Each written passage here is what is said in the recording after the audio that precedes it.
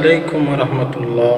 সম্মানিত প্রিয় বন্ধুগণ, দেখেন যেই সমস্ত আওয়ামী লীগের শীর্ষ বড় বড় নেতারা যারা আজ দেশ ছেড়ে পালিয়েছে, যারা আজ বাইরের দেশে আছে, এরা পালিয়ে যাওয়ার পিছনে একমাত্র হাত আছে এই বিএনপি নেতাদের।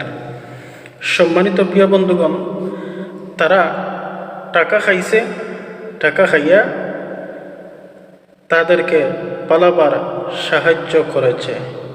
আর এখন আবার এই বিএনপি সরকার এবং বিএনপি নেতাখেতারা সেই আবার আলীগকে ফিরিয়ে আনার চেষ্টা করতেছে।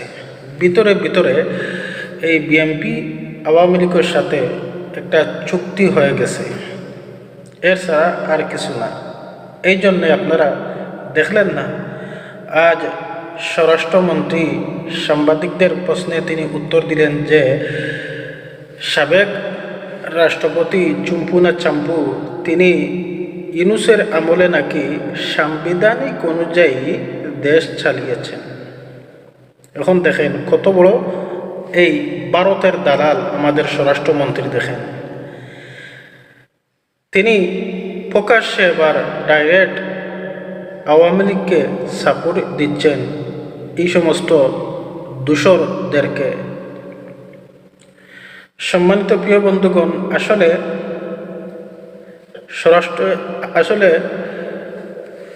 স্বরাষ্ট্রমন্ত্রী উনি যা কিছু করতেছেন অন্যায় করতেছেন। আর সাবেক রাষ্ট্রপতি উনি কোনো অসুস্থ নয়, আসলে উনি কোনো অসুস্থ নয়, উনি বান ধরেছেন।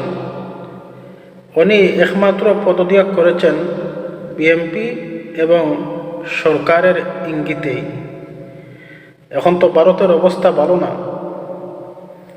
ভারতের অবস্থাও ভালো না। এমনকি আওয়ামী লীগের নেতাখেতারা কোথায় যাবে তাও কোনো ঠিকানা নেই। এই জন্যে এই বিএনপির সাহায্যে এখন আওয়ামী লীগের এই চুম্পুনা চাম্পু এই সাবেক রাষ্ট্রপতি তিনি দেশ ছেড়ে পালাবার, আমার হয়তো ধারণা এটাই, পালাবার তিনি চেষ্টা করতেছেন। আপনারা অতি তাড়াতাড়ি এনাকে আটক করেন, আইনের আওতায় আনেন। যদি আপনারা আবার সেই পুরনো ফেসিবাদ কায়েম করতে চান আর আলীগকে আবার যদি ফিরিয়ে আনার চেষ্টা করেন, তাহলে জনগণ যে এত খারাপ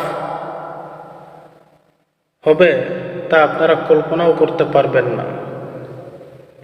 এই দেশে আর ফেসিবাদ কায়েম হবে না ইনশাল্লাহ।